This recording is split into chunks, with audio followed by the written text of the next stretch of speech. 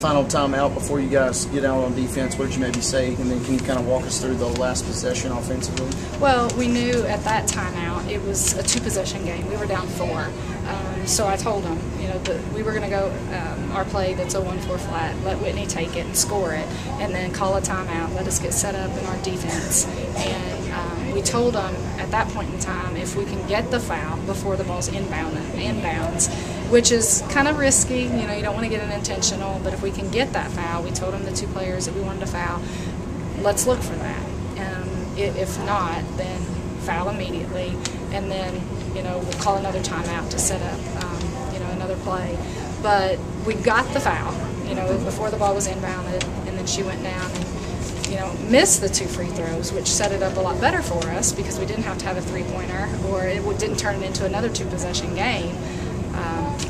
Got it into Whitney's hands. That's where we want it. And she's best when she's just in the open floor going, headed to the basket. I thought she had a great look coming down the floor and, kicks it out to Nicole on the left baseline. And I honestly didn't think Nicole had a good look. I know she's probably beating herself up, but I don't think Nicole had a look at it. I really don't from where she was. But what do you do at this point? But I thought it set up perfectly for us to, that's why not call the timeout when we had it? I think it's iffy. I really, going back and looking at it, I wouldn't have called the timeout. If you call a timeout, you allow the defense to get set up, and then, with, under 10 seconds, you're looking at a situation to where there was 10 seconds when she was shooting the free throw. And by the time she missed it and we grabbed the rebound, you're looking at under 10 seconds.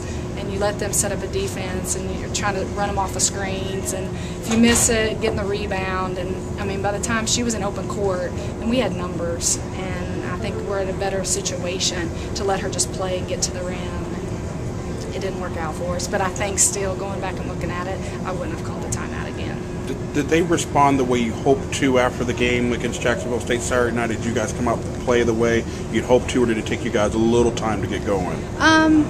Well, I think we were a little slow in the very beginning to get going, but they did respond.